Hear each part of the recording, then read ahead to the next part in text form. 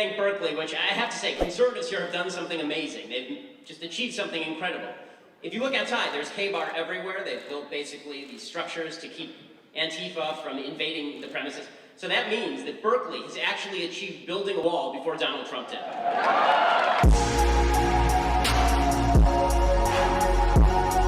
So what's your reaction to that number when you see that 56% believe that America is an overall racist society? Not that there is racism that exists in the country, but that the overall society is racist. I mean, it's shocking and devastating because it means one of two things. Either a majority of Americans believe that their family, friends, and neighbors are actually racist because American society is racist, or they believe that the institutions of American society are so deeply corrupt and systematically racist that they have to be razed to the ground. And that, of course, is the argument of the folks over at the 1619 Project, which is that America was not founded in liberty and freedom. America was instead founded in slavery and bigotry. The only solution, if you believe that society at this moment in 2020 is systemically racist or inherently racist, is complete destruction of the system. And this, of course, is the case that's overtly being made by people ranging from Robin DiAngelo to Ibram Kendi in their quote-unquote quest against anti-racism. They say anti-racism amounts to tearing down the system from within. How's it going, fellas? Hey, man. How are you? Good to see you, man. Yeah, thanks for having me, guys. And don't let us in because... Well, you may not be the only one, sir. Nice to meet you. Nice to meet you. Not bad. Hey, thanks for coming out. Yeah. Appreciate it. Good to see y'all. Hi, how are you? Hey, how are you doing, man? I'm doing well. You RSVP? Well, the group certainly knows I'm coming. I RSVP'd with as somebody listening in the audience. I RSVP'd as a speaker, and I RSVP'd as security. So if you have any other standards of RSVP that are necessary, I'm happy to fulfill those. Give us 1 second. Let him speak. Ben, you're the How are man. you, sir?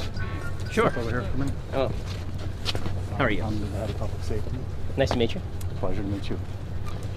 You know that you weren't registered, whatever, for the group didn't register you for the event.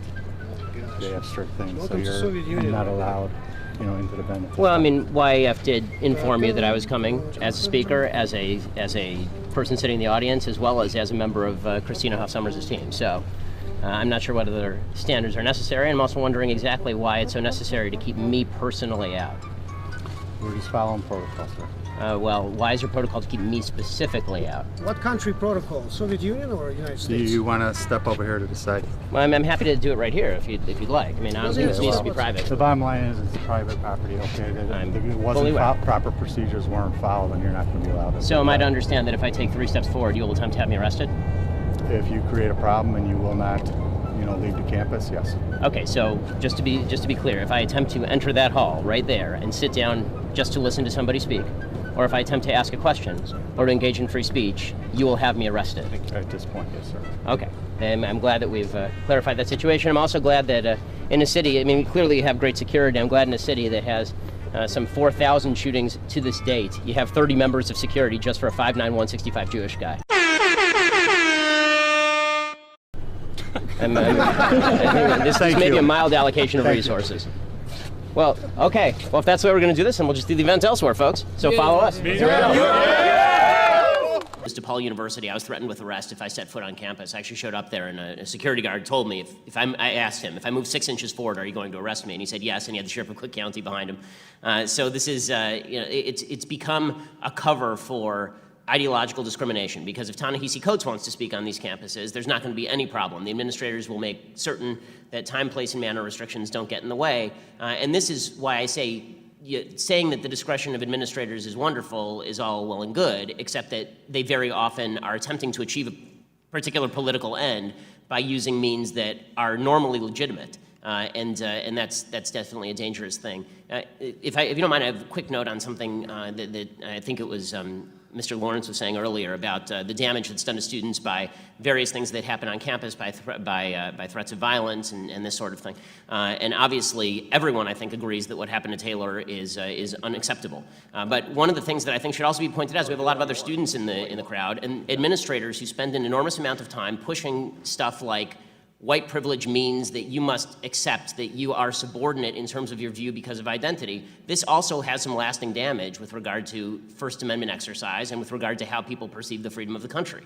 And I understand that this is universally held belief among university educators, that we have to accept the guilt of particular races or particular sexual orientations for discrimination that's happened in the past. But when you teach a bunch of 18 and 19-year-old people this, you shouldn't be surprised when, number one, they go into hiding with their viewpoint, or number two, they become frustrated.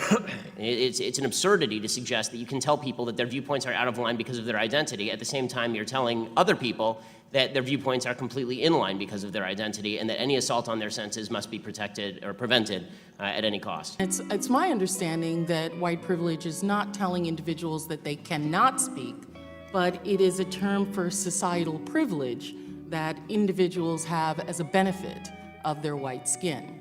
And I don't think that, and I think universities would be remiss to then say that because you're white, you're not allowed to say anything that's critical of white people. I didn't know that white privilege actually went into that sphere. My understanding is it's just, and the issue is that white privilege makes people uncomfortable to talk about the societal privilege that they have. Well, to me, what I say on campuses all the time is if you want to cite instances of racism that we can all find and fight together, that's something that I'm more than willing to stand next to you and fight, because that's obviously stuff that we should fight together. But when you just say that there is a white privilege out there in the ether and that by dint of birth your skin color generates for you an advantage, what you're really saying to people is that your view is less valuable because you have not experienced what I've experienced. And that is an identity argument, that's a character argument, that's not a rational political argument that can actually be taken on in any way. It's more of a cudgel and a club than it is an attempt to open a discussion. This idea that I am somehow a servant of Trump is absurd and requires you to be functionally illiterate.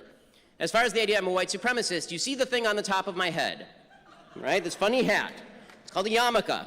Hey, white supremacists aren't that fond of it, which is why I was, according to the Anti-Defamation League, the #1 recipient of white supremacist anti-Semitism on the internet among journalists in 2016.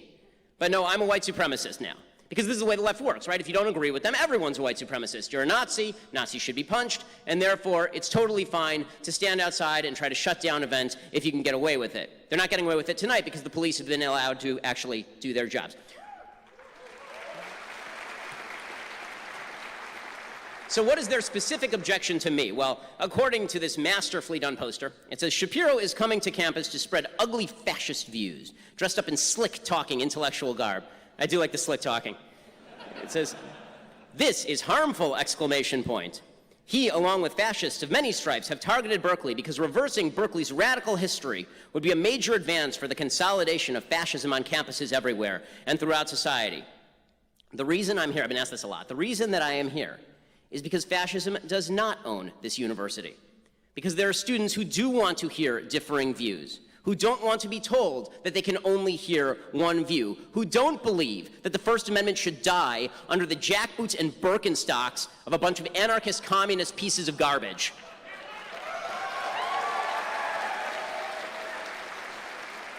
But it is certainly true that when you look at, for example, what women major in college, the number of women who major in STEM studies, which has nothing to do with getting a job and paying, women major in humanities much more than men do. Men are just interested in this stuff more. That's not a terrible thing. I don't see why that. Yeah, but I mean, like, there's thing. societal influence that occurs even before the college level, right? I mean, I don't know that there are a lot of people saying to a 7th grade girl who's good at math, you need to stop that and go read some poetry. I mean, listen, I have 3 younger sisters, right? I have my wife is a doctor, by the way. So talking about STEM, my wife's a doctor. My mom runs companies. That's what she does. So I'm very much for women in the workplace and being able for them to choose what they want to choose. I really don't see a lot. If you can tell me the person who's out there going, women in science, fie, then I'll stand with you and say, yeah, that person's adult. That's really stupid. You know, if a woman wants to go into science and she's qualified for the job the same way that an equally qualified guy is, great.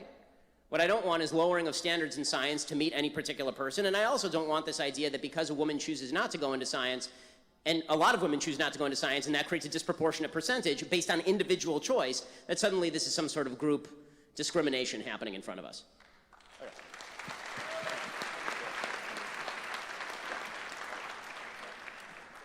Welcome to